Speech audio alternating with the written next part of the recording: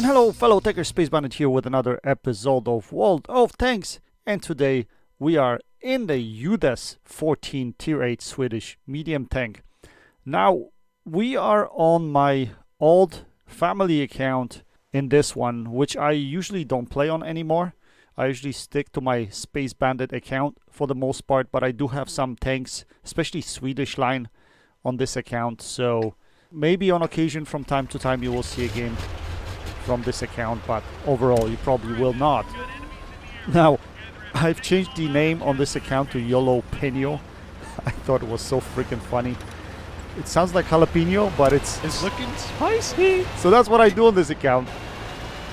I YOLO and I Peño. You know. Joking aside, this is the account where my kids play too, so you know, make it fun. I made it fun, so be it. You know, my son still plays this game every once in a while. Not as much as he used to, but he still plays from time to time. So, yeah, we had some fun over here. Anyway, so I haven't played this tank in a while. I jumped on this account, and basically I had no premium account or anything on here. And I felt like playing Swedish, so I went on and I played a couple of games in this tank.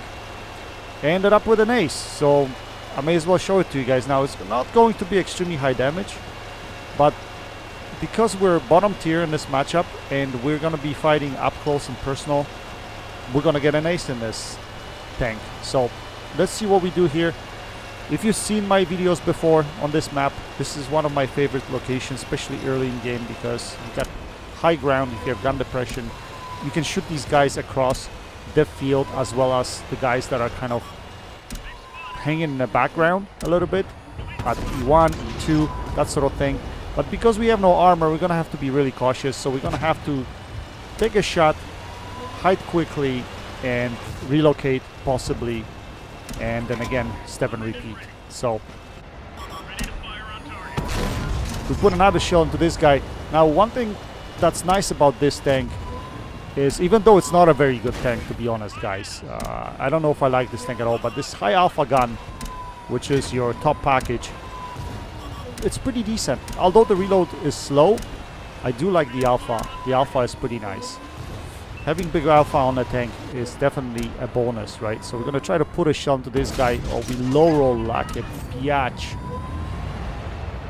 Well, unfortunately. And another thing I just realized, that I'm firing fully APCR rounds in this game, so please don't mind this. This tank has both types of rounds are APCR, except the premium rounds are have a little bit more penetration.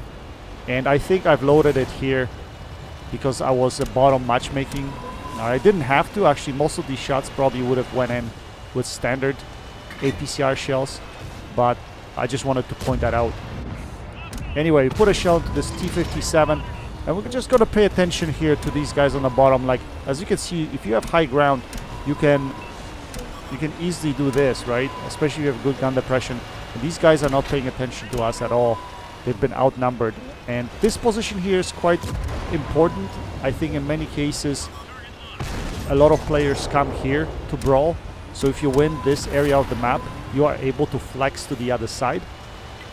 And that's exactly what we're going to do here. I usually don't push the base once we win this area. I kind of turn around and I flex to the other side, because obviously if you bring so many tanks, so many numbers right here into this area, the other side will lose. And that's exactly what happened here. So we're going to turn around. We're going to try to clean the middle. Whoever's here, there's a Conqueror here, so we hit him on the move right there. And now we're going to get ourselves in the comfortable position where we can have shots onto these guys that are pushing through 8 and 9 line, right? That's exactly what we're going to do. So we're going to climb up here, and there's a really nice position right here. As you can see, there's a couple rocks on the left hand side, so if there's anyone in the middle, that protects you from that.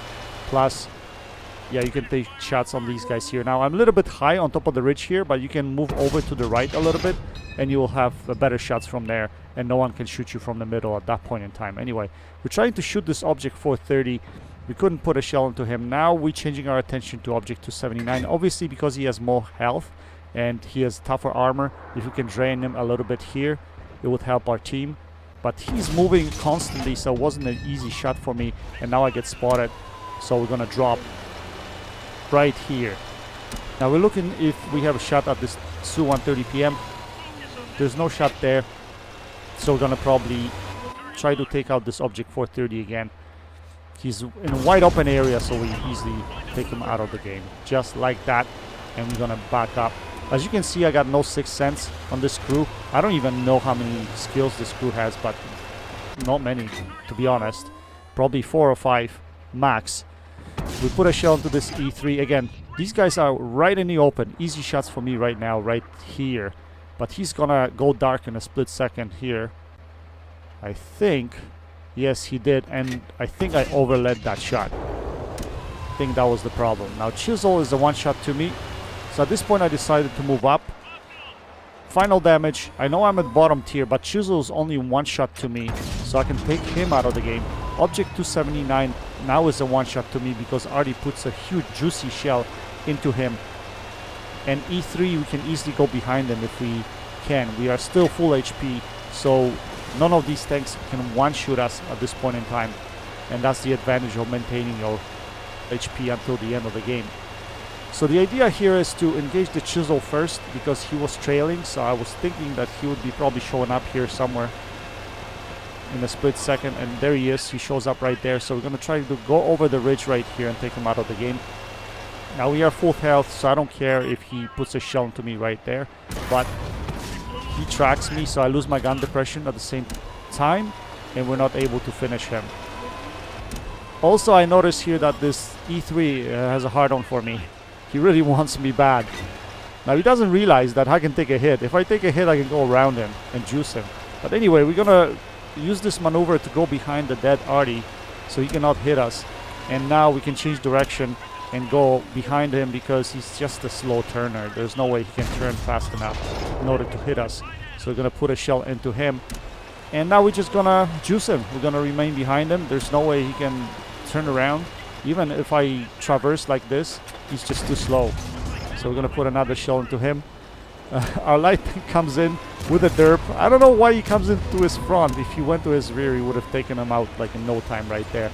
But we managed to put last shell into the T110E3 and secure the win for the team. Anyway, let's take a look at the post-game stats and see how we did. So as you notice, we don't have premium account here, and we lost credits because we are firing mostly premium rounds.